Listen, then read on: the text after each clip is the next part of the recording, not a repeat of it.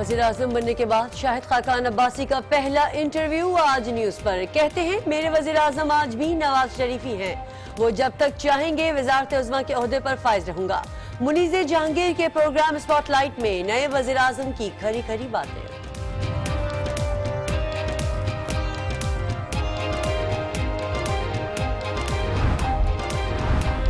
نئے وزیراعظم کو 49 وزیر بھی کم لگنے لگے. شاہد خاقان عباسی کہتے ہیں حکومت صحیح طرح نہیں چلائی تو کم وزراء سے بھی کام چل سکتا ہے. ایم کیو ایم کی سپورٹ کسی سودے بازی کا نتیجہ نہیں. اگر کراچی نہیں چلے گا تو پاکستان نہیں چلے گا.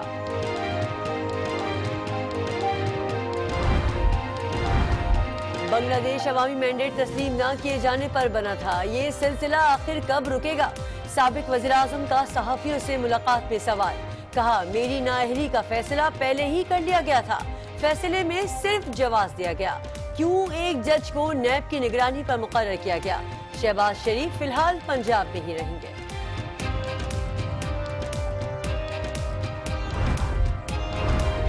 نواز شریف نے عدالتوں میں ثبوت پیش کہتے ہیں سازش ہوئی. وہ بتائیں ان کے خلاف سازش کس نے کی؟ عمران خان کی پریس کانفرنس. نواز شریف کا الزام لگا دیا. بولے نون لیگ خود کو کرپٹ نواز شریف سے الگ کرے. یہ پوری پارٹی کو لے ڈوبیں گے.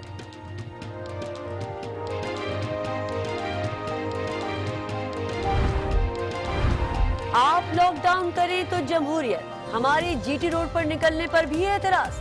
پیناما میں انصاف ہوتا نظر آیا نہ انصاف ملا. اب عوام کی عدالت ضرور لگے گی. وفاقی وزیر سعد رفیق کی جارحانہ پریس کانفرنس. کہا الزامات لگا کر وزراء اعظم کو نکالنے کا عمل روکنا ہوگا.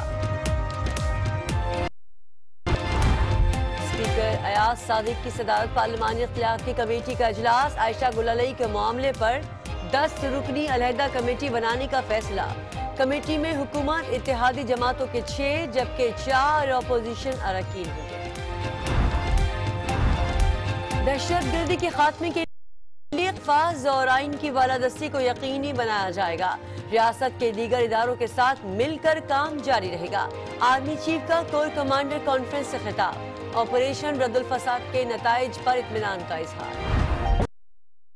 کراچی کا امن تباہ کرنے میں را اور این ڈی ایس ملوث ہے. سی ٹی ڈی کا انکشاف. گزشتہ رات مارے گئے 3 دہشت گرد جماعت خانے امام بارگاہوں اور مزارات پر حملہ کرنا چاہتے تھے. کارروائی میں 2 سلیپر سیل کا سراغ لگا لیا. D I G C T D Aamir Farooqi اور S P C T D Umar Shahid. اور مانچسٹر ٹیسٹ کی دوسری اننگز میں جنوبی افریقہ کے خلاف انگلش بیٹسمین معین علی کی شاندار بیٹنگ. معین علی کا ایک بلند و بالا چھکے پر پویلین میں ان کے ساتھی بیرسٹو نے کیچ لے لیا.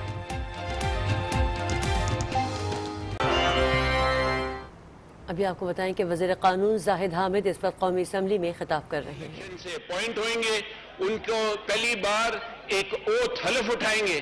سارے الیکشن آفیشل جو وہ حلف اٹھائیں گے کہ وہ اپنے فرائض جو ہیں ایکٹ کے مطابق رولز کے مطابق اور ای سی پی کے ڈائریکشنز کے مطابق انجام دیں گے.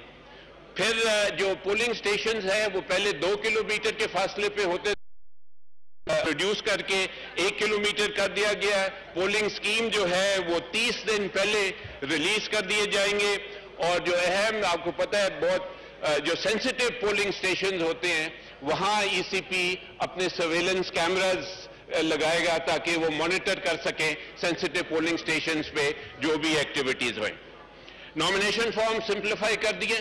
اب ایک ہی فارم سے آپ چاہے نیشنل اسمبلی الیکشن ہوئے, چاہے سینٹ الیکشن ہوئے, چاہے لوکل گورنمنٹ الیکشن ہوئے, وہ ایک ہی فارم ہوئے گا نامینیشن پیپر. ہاں ٹیکنوکریٹ کے لیے آپ کو مزید فارم دینے پڑیں گے ٹو جسٹیفائی کہ آپ کی جو ہے ٹیکنوکریٹ کی کوالیفیکیشنز آپ فلفل کرتے ہیں.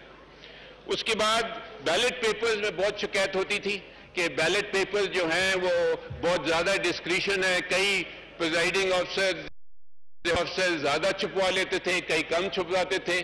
اب یہ ڈسکریشن اس میں ختم کر دی گئی ہے. ایک فارمولا ہے کہ the ballot papers will be per polling station shall be equal to the number polling station rounded off to the nearest 100.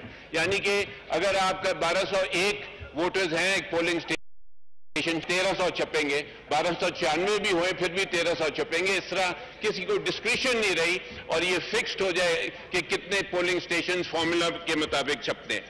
पहली बार टेंडर्ड वोट्स भी काउंट होंगे।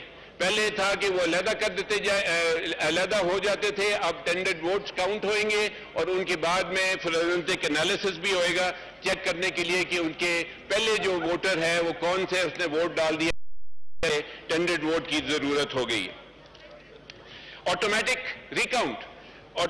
रिकाउंट होएगा सर। अगर विक्ट्री मार्जिन जो है, अगर जो जीतने वाले का विक्ट्री मार्जिन जो है वो 5% से कम यानी कि 10,000 वोट से कम हुए तो ऑटोमेटिक रिकाउंट करेगा रिटर्निंग ऑफिसर, पूछने की जरूरत नहीं होगी।